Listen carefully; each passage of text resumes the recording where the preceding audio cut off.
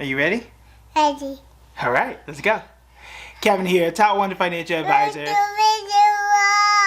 and best-selling author. We are here to talk about the stock market. All right, so we got the news that we were looking for. The Federal Reserve is raising interest rates yet again by 0.75%, also known as 75 basis points. So in this video, we need to talk about what this means for the stock market, what is around the corner, and just generally what should we be doing and paying attention to. Now, some of this is going to be a little bit repetitive, so I'm going to keep this short. We know what interest rates are. We know what the Federal Reserve is trying to do, fight inflation by raising rates and lowering demand, especially for houses and anything else that has to do with the loan. That makes sense. When they raise rates, it makes it more expensive to borrow. When it makes it more expensive to borrow, a lot of companies can't grow in the way that they are used to. So they have to move a bit differently, pay back a lot of those loans, and their valuations, the value of those companies, tend to drop off quite significantly. That we have covered multiple times every time that there is a rate hike. This one is a little bit different though, because now the Federal Reserve has targeted their interest rate between 3 and 3.25%. This means that this is the highest interest rate hikes that we have seen since 2008 in the Great Recession.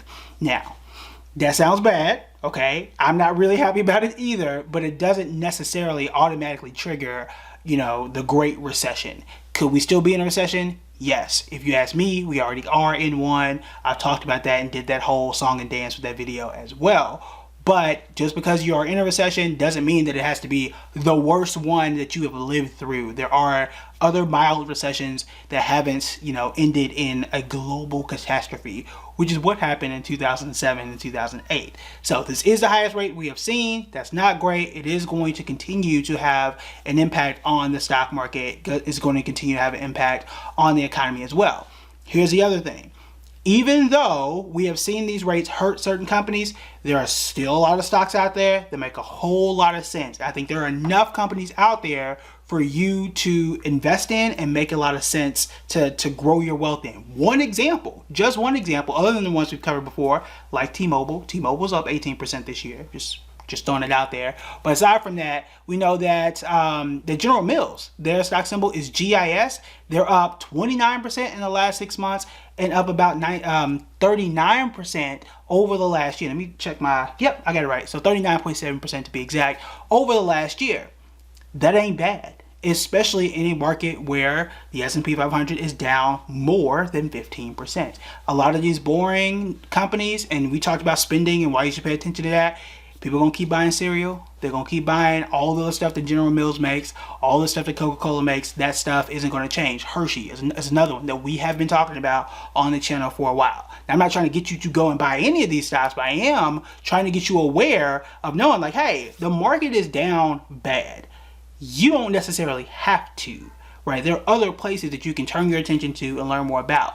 And here's why I'm bringing this up. It is expected, not guaranteed, it is expected that the Fed is going to continue raising rates all the way through 2023, and we may not see an interest rate cut until 2024. That is an expectation, that is not a guarantee. Okay, but I just wanted, frame your mind in the worst case scenario, and then if things are less than that or better, that's, if things are better than the expectation, then we're already put ahead. Okay, so if I know that all 2023 is probably going to continue to be higher, rising interest rates, and these types of companies are going to continue to do well, guess where my money is going, right? So you might want to pay attention to those particular moves, because that is the expectation, but not a guarantee.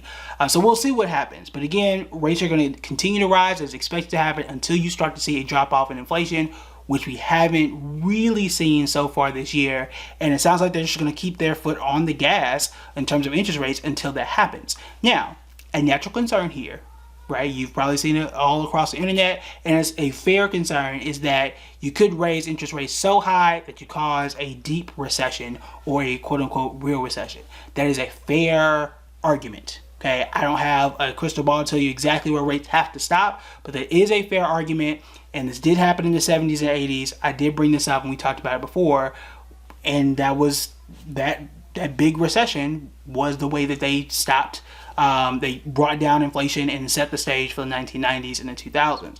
So I'm not saying this is the exact same thing. It is a difficult time. There are a lot of things going on, but that is a worst case scenario case that is out there. Should that happen, a lot of these companies that are doing well should continue to do so because they pay solid dividends and they're in spaces that you still have to have. I'm not saying that Pepsi is one of those have to have companies, but again, they've done quite well, right? So you want to keep your eye on those essentials. Even though Costco hasn't been the greatest company in the world this year, stuff like that is still going to hold value. Stuff like that is usually, not guaranteed, but usually pay the solid dividend, even in times like this. So pay attention to those areas, make those shifts if you have to. Make sure you like and subscribe because we can continue to cover news to help you become a better investor. If you want to learn more, make sure you check out the members only. I've got an exclusive video that I've been working on Enphase. We talked about this company the other day. They were up more than like 106% over the last year, and they are doing some amazing things for them to be up so wildly, and to be in the S&P 500. I think that is something that's big too. This is not a company that popped up overnight that nobody heard of, even though I didn't hear of it, but it's in the S&P 500, which does give it somewhat of a stamp of approval that it is a legit company. So I'm excited to break that down. Will likely come out on Friday, if not over the weekend. So if you want to catch that, make sure you're in the members only. We do other things as well. We do company breakdowns. I do Q&As, and almost anything that y'all ask for inside the members only to help you become a better investor, I am open and free to covering. So you want to make sure that you check it out. Exclusive videos every single week. All right, that is it for me. If you have any questions, comments, or concerns about interest rates, feel free to let me know in the comments. Y'all know I like to talk to y'all as well. And the last thing I'll say here is, if you have anything that you want me to cover or want me to discuss on the channel, feel free to let me know. I'm here for y'all to help educate. I've got a few things I want to discuss as well. I want to talk about some financial statements and answer a few questions that y'all had, but that's what I love to do. I was a teacher before I jumped into finance. I want to be able to help y'all. All right, that is it for me. I'll talk to you later. Bye.